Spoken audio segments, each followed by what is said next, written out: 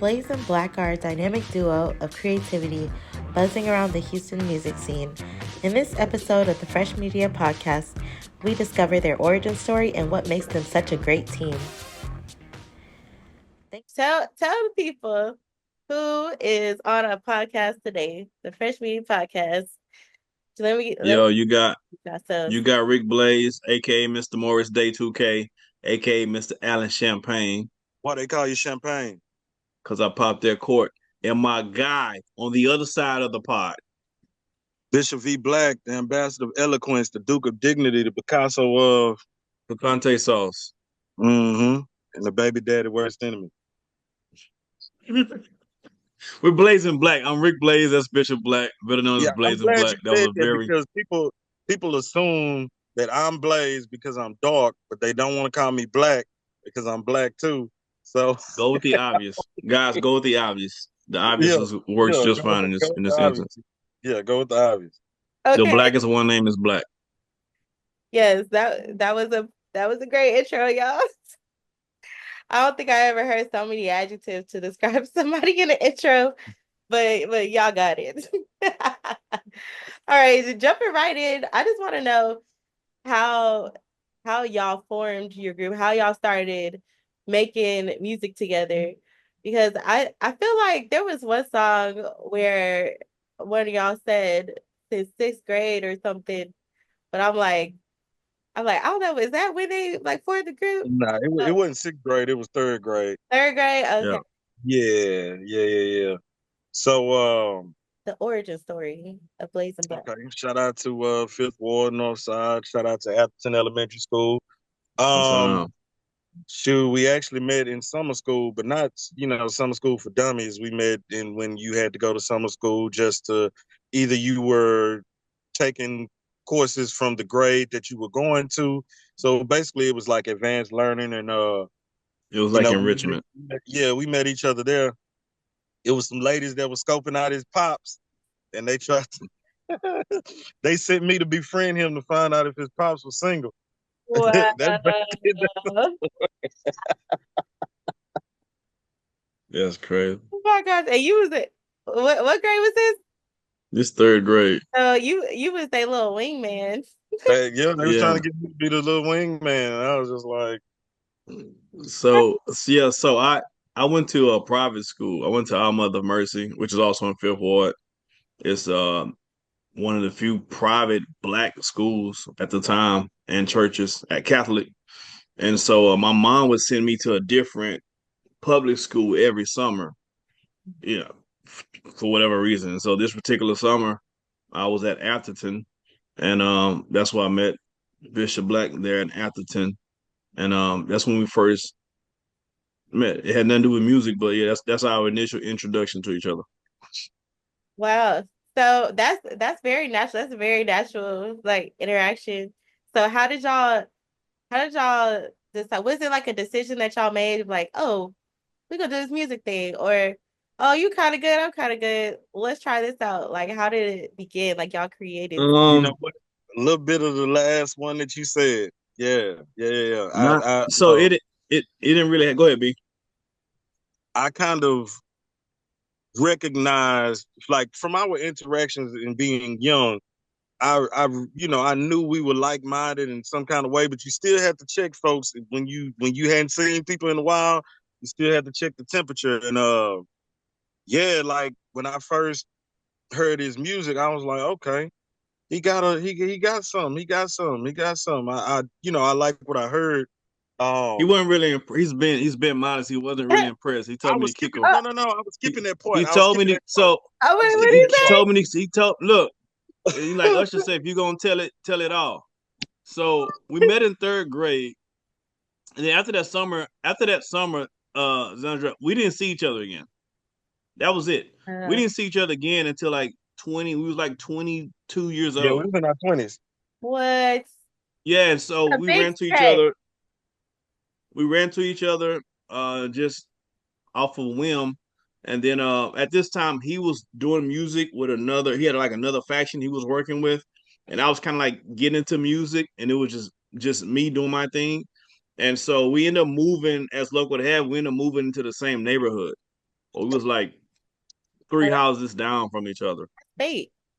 Yeah. So um I was kind of asking him questions because he was a lot further along in the music side than where I was, and then so he was obviously gracious enough to answer questions. He took me around certain areas and stuff that was popping off because I wasn't I didn't know. I had just kind of graduated college, so I didn't know what the scene was in Houston at the time, the music scene. So long story short, um, his situation kind of deteriorated on his side. My situation kind of deteriorated a little bit on my side, and so we kind of just linked in. We was like, "Yo, let's just do a quick little freestyle project together." Nope, nope, And we nope, nope. You see, Ziggy, you see how he do. He said, "If you gonna tell it, you gonna have to tell it all." He produced a beat for me and the other faction that I was with, and so when he produced the beat, I was like, okay, he got a little something. Let me see, you know what I'm saying? Because we didn't have a producer, so I'm trying to listen for more and more beats, and he ended up having this party, this wild party. He ended up having this wild party. For And real. when I came to the party, he had a live band, and we had been trying to work with a live band, and I was just like, okay, he got something. I heard this one particular song, and I was like, hey man, either you go put me on this song, or I'm gonna just bootleg a remix with me on the song. And that's how we started, you know what I'm saying, kind of working together, like going through music and stuff like that. Cause he actually produced the beat, and the guy that was in the faction, he was like, "Oh, y'all sound good together." And I'm like, "Negro, what?" And I was like, "Okay, whatever." I ain't think about it. And then when I started hearing more of his stuff, I was like, "Hmm." And he's a producer. It kind of makes sense. And he my Yeah. homie.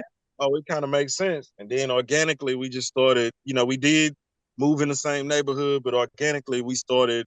You know what I'm saying? Like we was just around each other so much, and we both did music. People would assume that we did music together, and then we just started doing music together. yeah. That's nice. I like y'all story. Blaze, do you have any reactions to that? Do you disagree with anything or is that No, it's all facts. true? You know what I'm saying? Now he left out the part again. He told me one day, he said, "Man, kick something for me real quick." And Yeah. I was like, He was like, "Nah, kick something for me." Because you And was he just said, a "Man, just kick producer. some." You was like, I just produced. No, I did. No, I rap too, but I rapped as well. But I mean, I rapped as well. I produced, but I also rapped as well. So I kicked something for him, and he just let's just say he didn't really have a comment behind it. He wasn't really impressed. So I think that he was kind of like, how Dame Dash talked about Kanye, like, yo, if he sucked, you just put Cam on the beats and the beats fire, and then we're gonna just say the album. I think he probably had the idea like, yo, he just keep doing these productions, and if he's sucking, I'm just gonna backdoor, I'm just gonna rap my ass off, and then we're gonna just save every No, song. I was So kind of like, let me hear it. I was like, let me hear it on a beat because this guy threw an album release party and nobody had heard any music from him. Any music. Wait, what? It- For real? yeah, exactly. He had a whole album release party. It was previewing music that night. So nobody had, you know what I'm saying, really heard him. How'd Like, that go? Was everybody like, oh oh, yeah, everybody was crazy. Everybody went crazy because they were like, oh my God, wait, you like, do music? yeah. and it was with So the live band. So I'm having an album release with a Oh, live nice, band so nice. that no nobody one knew. nobody knew what they expected. We just came there for the drinks, for the party. We just came there, and it was like I say, it was like Vegas style. It was, you come in and I like that though. There's an element of surprise. the vibes was crazy.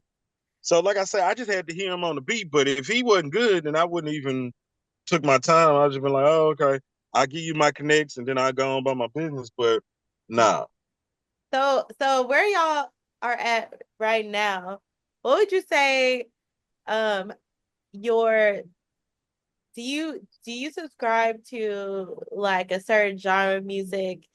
And because what I hear is hip hop, but it's also very like infused with a lot of stuff. Like Yeah, what was that? What's it called? Pinky Swell. Pinky Pinky Swear. Swear. So Pinky Yeah, Swear opens up with a saxophone, and I was just like, oh, I was like, wait, what is this little jazzy? But I feel like there's a lot of different. Oh, you also okay. We're gonna talk about this in a little bit, but like there are some songs where y'all definitely give like pay homage to Houston. I hear some of like the Screwed, like I hear some skits. I hear it's like so many different elements. So do y'all subscribe to like a certain genre or subgenre of hip hop, or No, do y'all it's just just, it's like just go create? We it's got just you. it's just yeah, it's just music to us. I mean, like we love all types of music. When you listen to just keep it current, Tyler the Creator, you know what I mean, or Pharrell, those guys. See, when I think about music, I think about you're trying to get from point A to point B. It's just decide on which vehicle you're gonna take. So Mhm. it's just a transportation change. So I might take the sports car to get there, or I might take the truck to get there, or I might take the scooter Yeah. to get there. It's just different ways to get from point A to point B. And I think, you know, everybody don't do it because everybody can't do it. It's not an easy thing, right? Um, it's not an easy thing to pull off and still be yourself. But we've since day one, we've kind of always just rode our own wave, and I think that's kind of what's taking a little bit long for us to bubble because we don't fit in a box, and you live in a world where people want to put everything Oh, in a box. So when you play outside of that box, you got to kind of build your own world and invite people in it because those who are used to and accustomed to the box is not going to know what to do with the information anyway. So yeah, yeah, that's Man, I'm gonna just tell you like this. That was cool. That was a cute answer. Rick just do what the hell he want to do. Like Rick just do what the hell he want to do. He sent it to me. It's like, hey man, what you gonna do? Either you gonna do your thing on it, or like it's stuff that he makes that's so ahead of its time that I couldn't write anything to it until like 3 or 4 years later. He just do exactly what he wants to do.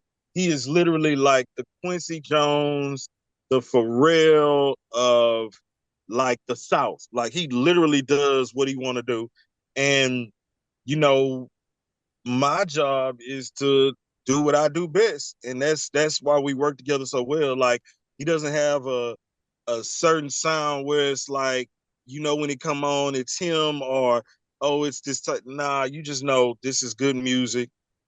It sounds familiar, but it's new. But damn, this is like good music. So it's not a certain genre or anything. Like he's made some stuff that is just like it's so beautiful. It don't even need lyrics. It can literally be just a soundtrack to whatever. So, like I say, man, I've been blessed to work with one of the greatest to ever do it. Um, and that's been my goal through this musical journey to make sure that cool, I'll be heard, but I'm trying to make sure people know the impact of this music and these sounds and his genius. Like we'll never get another, what I'm saying, Rick Blaze. Like this is this is some shit to tune into. Like y'all gotta tune in because this is true. we'll never hear this again. We'll never hear this again. So yeah. Oh, Blaze, how does that make you feel? He called you the it's Pharrell of the South. yeah. I mean, I have a song on the album that says I should be up there with Pharrell. So I mean, I don't lack confidence, but It's, it's yeah. humble, man. I take it Is that as a one of humble your gratitude. inspirations as far as like 100%. producing goes, or just like musically, period? Just period. I mean, the whole when I first saw the album for Nerd NERD in the search of, I was like, this is it. Like this is encompassing Yeah. everything that I am. You know what I mean? Like it's the outsider that has a viewpoint to see everything inside, right? So in Pharrell's definitely one of my biggest influences. So yeah, so Pharrell will be a big influence. Michael Jackson, a big influence. Kirk Franklin's a big influence. So people who color outside the box typically are the people that I gravitate towards. Oh, nice, nice. Dude, I'm gonna listen to the album. I'm gonna be thinking about that now. I'll be like, okay, because there Oh, are he produces everything. Like he literally every produces single thing. everything on that album. Oh, He produces. Yeah. What? Okay. First of all, yes, okay, you deserve all these accolades. You deserve it. Oh my gosh. Okay. Wow. Thank you for saying that because I didn't realize that. I was like, oh, dang, who they collaborating with out here? Like, Yeah, what? Whatever version of Rick you gonna get the that credits day. list is really short. Written by Rick Blaze and Bishop Black, produced by Rick Blaze. It's a really short credit list. But hey, ain't nothing bad about that. Ain't nothing bad about that. So what about you, Black? Like what inspires you to rap or who has inspired you in maybe like your style or cadence or do you have an inspiration? I'm a big Outkast fan, so Nice. you know, Andre 3000 and Big Boy, they're NERD is also, and that's where we really connected once Hmm. we said NERD around each other because, like I say, where we're from, people don't listen to that. People don't really listen to that. They all kind of listen to the same thing or the same version of the same thing. So, us just having our musical like influences and people that we listen to, it was like two people that were really big. No, three people. So four people. So Prince, NERD, Eric Roberson, crazy enough, in the Dream. Once we Nice. I love the once dream. we yeah, because one day, man, he had this drum set in the crib, and he had these CDs or whatever. And when I saw Eric Roberson, I'm like, whoa, that be on my playlist for the ladies. I was like, hold on, what you know about E-Ro? So yeah, just going through those and just like I'm just like, okay, like I can really trust him with music. Like I can trust him with music. Like I'm not a producer. I can hear stuff and I know what I like and I don't like, but I'm literally like, let this guy just do whatever he wants to do, and you figure out a way to, what I'm saying, to incorporate your world into, what's going on. So, and it helps me rhyme better because I'm just like, I can do whatever the hell I want to do too, but still I gotta make it, you know what I'm saying? I gotta make it make sense. And then he'll go back in after I lay whatever I lay, and he'll make my stuff just sounds better than it is. Like he'll drop the beat out, he'll add a little something, he'll bring some in, or and it's usually him. I don't do my own ad libs really. So it's usually him under me doing ad libs, making it Oh, make sense. really? Like when I say he's for real in every aspect, he is he is for real in every aspect. Like he may do something in a song, like a harmony part, and I'll tell the engineer, hey, I want this under my verse the whole time, or I want this somewhere in my verse the whole time. Like I'll take a piece, I'll sample him on his record. You know what I'm saying? To make my stuff make sense. So I ain't just all rapidy rapping. So Ain't all just rappity rap. Not around here. But that's amazing because I could see just with like what you're talking about the kind of music that you like versus he liked, I could see how y'all would easily mesh together and have that kind of like musical chemistry. And it's great that y'all are able to trust each other like that because I mean, trust is like the biggest thing when Yeah. you kind of collaborate with somebody, create art, especially when you're like, you know, you're creating art and you don't always want to, expose people to what you're creating because you're like, oh, they might not appreciate this, or they might steal it, or they might do this. But I'm glad that y'all are able to come together and just make so many like just work creatively, and it's just that sounds like so much fun. Like to be a fly on the wall in the studio, like you y'all gotta sound tell like us to y'all be our having face that fun, we suck. huh? You gotta tell us to our face that we suck.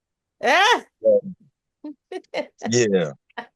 Now I will say the studio component is an interesting dynamic. Oh Hmm. my Um, God. when you see studio and you see people in the studio, usually you see two people hammering out a song. It's not really like that with us for the most part. I Hmm. do most of the work at home, and I send him an idea, and then he'll come up with a verse, and Oh, then he'll work. come over and record it. Huh? Remote work. Yeah, he'll come up. He'll come up with his verse, with which I don't know typically hear. He'll let me know when he's ready. He'll come over and record it, and boom, that's just it. Now we've not, and so that's kind of like our workflow now. Wasn't Mhm. always like that, but that just goes to back again to the trust factor, right? Well, we Yeah, don't have to be in the same room. I don't ever question to see what verse he's going to come up with. I just know when he comes and lay it down, it's going to be fire. Like that right. just is what it is. Well, he listen, he'll produce anytime. Like when something hit him, like I'll get random emails. It'll be like, send something to your email, let me know what you think. And I'm just like, yes. So now typically by the size of the email, I know how much he believes in. So I know I Wait, gotta wait, the size of I the gotta email, do it. like the attachments, or like does he write an essay? Like, Nah, he don't do all that. Now, if he had to do that, he'll call me. He's like, man, here's a little caveat. And I'll be like, bro, let me listen to the track. I'm gonna try to tap in because I know you did something crazy because I never know what to expect. yeah. Now, I know it's not going to be anything I wouldn't like, Hmm. but sometimes you have to do, like, if I don't have anything right there, I'll just sit and I might go back to it. I might go back to it. Or if something comes a little too easy and I'm like, this will sound like something I've done before, I need to come a little different to make sure the group and the music is being progressive. Because me being a rapidy rapper, I still have to make sure that the music is progressive in another level of, my tone inflection, different things that I do. I have to tap in with the times because I'm like, all right, if he's making this kind of track and I come off like this, my little YNs go tap in. So I gotta make sure, I gotta make sure everybody can be like, okay, I can respect this. So certain little lingo, like I'll listen, I'll catch something, I'll be like, okay, that style, that cadence, that'll go off that because like I say, he's literally creating things in his mind that are just out of this world. So it's like I never want to come the same on songs because I have a rapper's voice, so you're gonna hear that. So it's kind of like, all right, now it's kind of like how you say, pulling back, saying less, you know what I'm saying? Like little different formulas that I've learned to use over the years to because we gotta impress ourselves. So, if he could say, oh man, I like how you know what I'm saying, how you did that on there, I'm like, yes, all right, cool. Or if I say, oh man, like I impressed myself, like then I know, okay, it's worthy of recording. And I think So it's always a little bit of healthy competition between us two. Yeah. Um, it's always unspoken. You know what I mean? It's like some songs I rap, most of the songs I don't. But he knows if I choose to rap, then he already know that I'm not. You're not finna. I'm not finna get swept up in this rapping. You know what I mean? Like it's gonna. If I'm gonna do it, then I'm gonna go ahead and do it. So, it's shit, but always it ain't no like a problem little for me. healthy. It's a problem for them other suckers that's got to go against us. So I don't care. All right. Yeah. So it's You know what always I'm saying? it's Like, always hey, cool like, competition. look, like Kobe told Shaq, hey man, you want the ball, get it off the rim. Said, all right, cool. Bet, So bet. so with y'all, but that's healthy though, because Yeah, for sure. y'all, if y'all have like, friendly competition, you have to be like, to create, to rap, to produce, like you have to have some kind of level of like competitiveness. Like you're like, oh, that sounds good, but let me see if I can outdo it, or let me see if I can put my spin on it, or Yeah. do something different with that. So Now like, I ain't gonna listen. yeah. So I gotta listen, but I gotta come hard because he got all the equipment at his house. It's like Debo.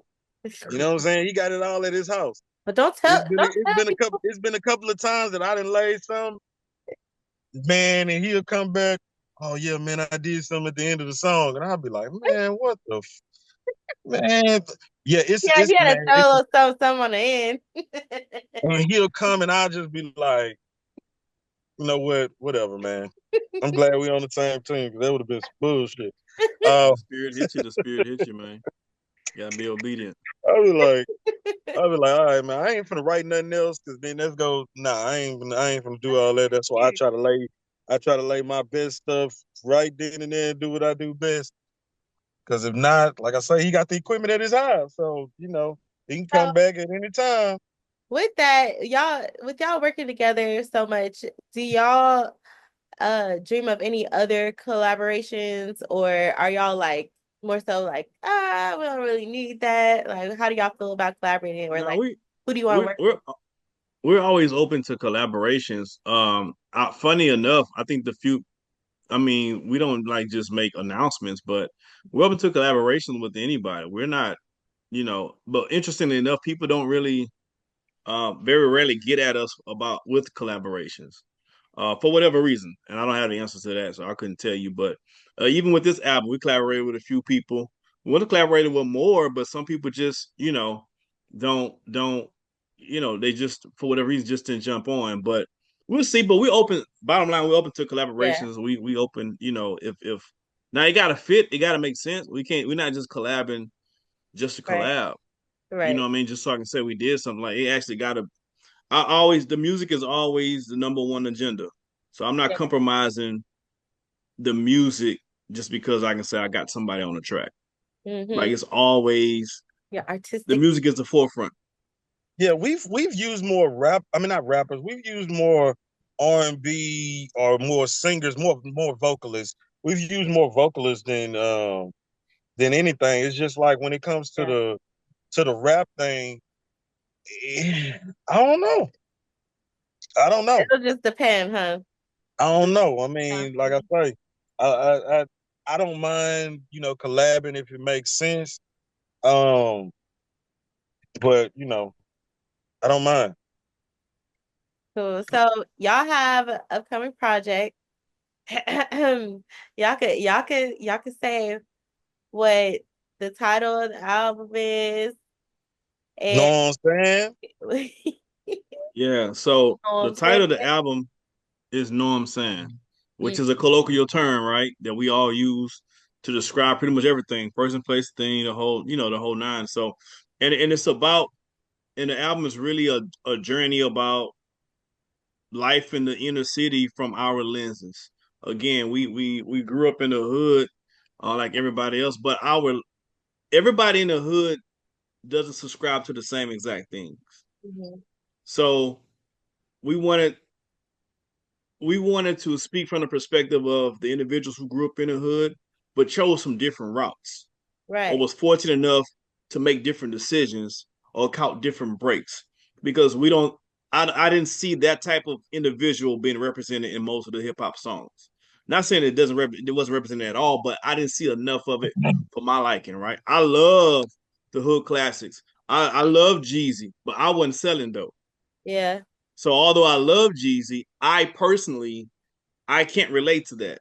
And there's a lot of young men grew up in the hood who ain't selling dope either. But if they don't have another option to even listen to, then for them, they're gonna think, oh, this must be the rite of passage in the hood. Like this must be what you Yeah. gotta do because this is all I hear. Right. So, I was, I'm in the hood, but in my household was a different life. You know what I mean? So we just want to represent those people who grew up how we grew up, who saw things, who did some things. I'm far from a saint, but who decided that, you know what, I'm not going to succumb to the worst parts of it. I'm going to take the good parts of it to build me up to make me do something different. And we want to inspire the next generation to do the same. Nice. Yeah. I feel like Man. I've definitely felt like I think the album it is saying like, it's giving just like a piece of who y'all are. And it's like y'all are telling your story. And I feel like it was just so well done. Because like Thank you. I feel like, okay, I have to go back and listen to it again. But Timmy Chan, that I listened to the song. Yeah. I have a story about Timmy Chan's, but I don't. And they still don't accept credit cards. They sketchy. So Timmy Chance is interesting how it came about. I'm gonna make a real long story short. I Okay. played we was Bishop came to the crib. We was recording something else. We had finished recording, and I had already did a Timmy Chance beat, but it wasn't Tim. It was just a beat at this point in time.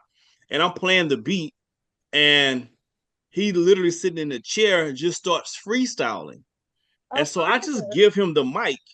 And so the song Timmy Chan is a literal Bishop Black real time free. It's not edited. He didn't. There was no cut. There's no jumps. None of So it's a literal good. freestyle on the spot. It's actually recorded incorrect because he's hearing the beat throughout the outboard and he's freestyling over while the beat is on the outboard. So it's not even professionally recorded. Like he didn't have his headphones on. It's literally freestyling in the living room. I just happened to record it and then I just put a little mix on it so it wouldn't sound bad, screwed the voice to give it that southern flair, Yeah. and that's how the song came about. What? Ziggy, let me tell you what your homeboy be doing, Ziggy. The Let me tell you what your creativity. home Ziggy, let me tell you what your homeboy be doing, right? He be having he got a stash spot on his computer, right? And he'll accidentally play something. And that's how a few of our songs came out, the stuff that he just played. And I was like, hold on, play this. Play that again. And he'll play it. Like, you got something to it? Of course I got something to it. You know what I'm saying? Like, it's a lot of gems that we got that it was just stuff that he was working on and might have forgot. And then I'm just like, because Timmy Chance, like I say, I think he was either working on it before I came or it was an accident and he accidentally hit it. And once heard that, I was like, Yeah, what is, I'm glad that we're at this point in our career where all the beats are for us. You know what I'm saying? yeah. So I can, like, I already know, yeah, I'm finna rap on this. So I'm just like, all right, and it was, like I say, it was a little literal freestyle or whatever. And that was that. Like, Yeah. that So was just it. I'm gonna leave all the information for where to get y'all. If y'all want, I don't know if y'all got some merch because y'all wear some nice merch right now, or y'all can let me know where to go, where they could go and get the music. But before we close, I just want to know from each of you, what do you want your legacy to be with music? Blaze, you could go first. Um, I just want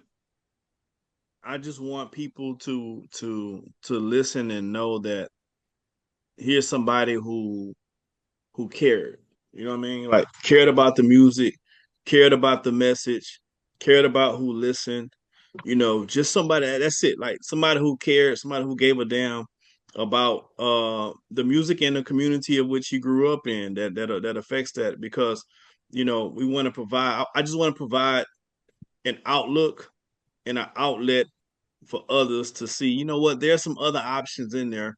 There's some other things. Cause there's a lot of young men who's doing street activity, but you're not street. You wasn't raised street. Your Hmm. mama ain't street. They got you out the hood. Ain't nothing street about you. But Right. you just choosing to just do these dummy classes over and over again because I guess there's nothing else for you to latch on to. So Hmm. if I can help a person be like, you know what, it's cool to be from the hood and be smart as hell.